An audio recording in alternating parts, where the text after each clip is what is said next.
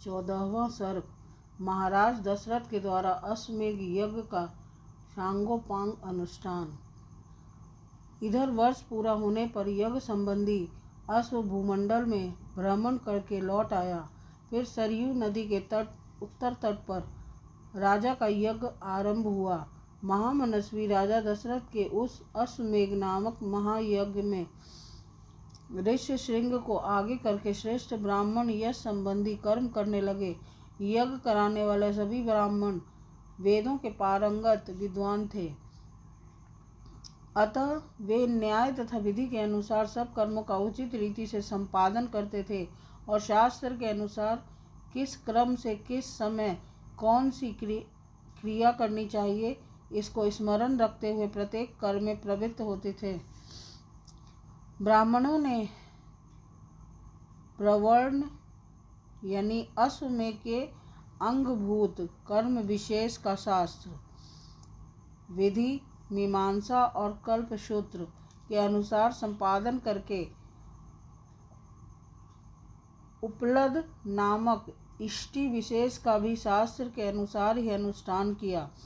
तत्पश्चात शास्त्रीय उपदेश से अधिक जो अति देशतः प्राप्त कर्म है उस सब का भी विधिवत संपादन किया। तदंतर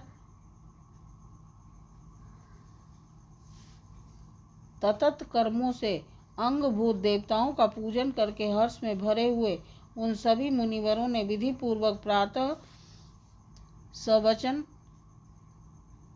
सवन आदि अर्थात प्रातः सवन, माध्य नंदी सवन तथा तृतीय सवन कर्म किए।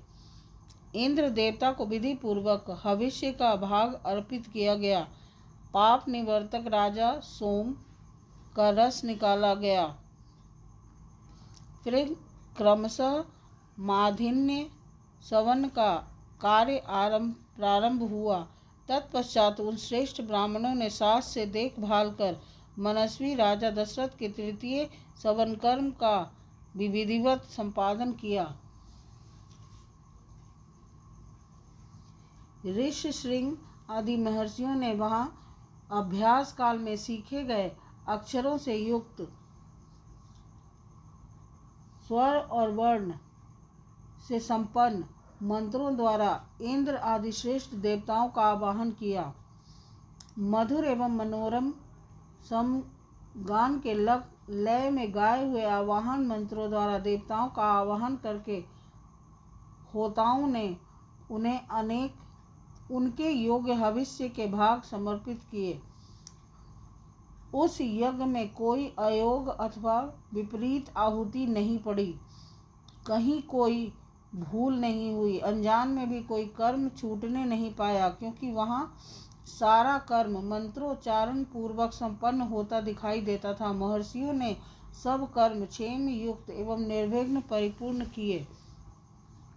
यज्ञ के दिनों में कोई भी ऋत्विज थका मांदा या भूखा प्यासा नहीं दिखाई देता था। उसमें कोई भी ब्राह्मण ऐसा नहीं था जो विद्वान न हो अथवा जिसके 100 से कम शिष्य या सेवक रहे हों। उस यज्ञ में प्रतिदिन ब्राह्मण भोजन करते थे, क्षत्रिय और वैश्य भी भोजन पाते थे तथा शूद्रों को भी भोजन उपलब्ध होता था। तापस और श्रमण भी भोजन करते थे। बूढ़े, रोगी, स्त्रियां तथा बच्चे भी यथेष्ट भोजन पाते थे। भोजन इतना स्वादिष्ट होता था कि निरंतर खाते रहने पर भी किसी का मन नहीं भरता था। अन्न दो, नाना प्रकार के वस्त्र दो, अधिकारियों की ऐसी आज्ञा पाकर कार्यकर्ता लोग बारंबार वैसा ही करते थे। वहां प्रतिदिन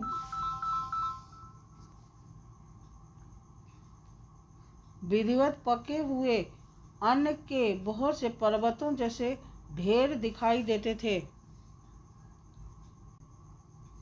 महामनस्वी राजा दशरथ के उस यज्ञ में नाना देशों से आए हुए स्त्री पुरुष अन्न पान द्वारा भली भांति तृप्त किए गए थे। श्रेष्ठ ब्राह्मण भोजन विधिवत बनाया गया है, बहुत स्वादिष्ट है, ऐसा कहकर अन्न की प्रशंसा करते थे। भोजन करके उठे हुए लोगों के मुख से सदा राजा यही सुनते थे कि हम लोग खूब तृप्त हुए, आपका कल्याण हो। वस्त्र आभूषणों से अलंकृत हुए पुरुष ब्राह्मणों को भोजन परोसते थे और उन लोगों की जो दूसरे लोग सहायता करते थे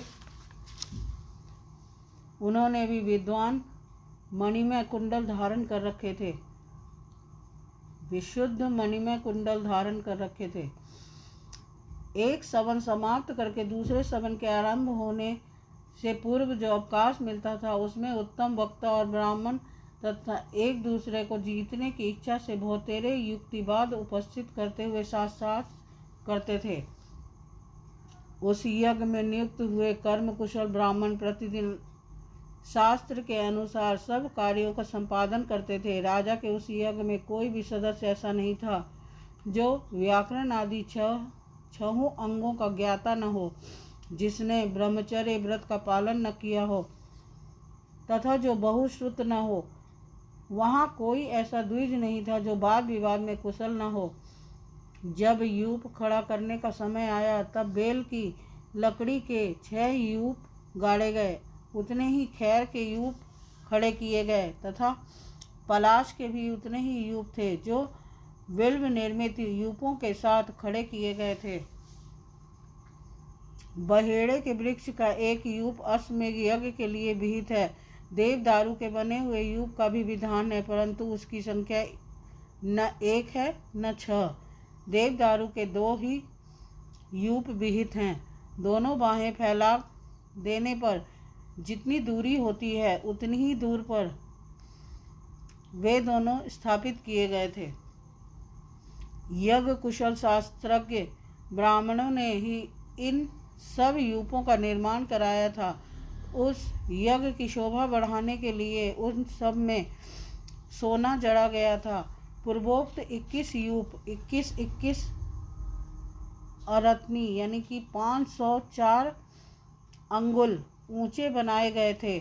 उन सब को पृथक पृथक 21 कपड़ों से अलंकृत किया गया था।